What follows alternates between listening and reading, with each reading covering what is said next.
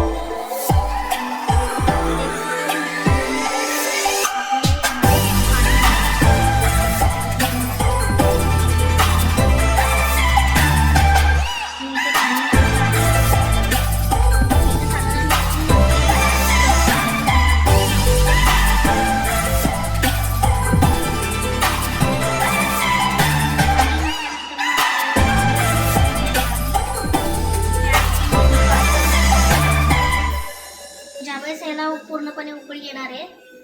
त्यानंतर आपण गॅसची फ्लेम जी आहे ती लो वरती करणार आहोत. लो फ्लेम वरती फिश आहे हे चांगले स्वच्छ धुवून घेतलेलं आहे.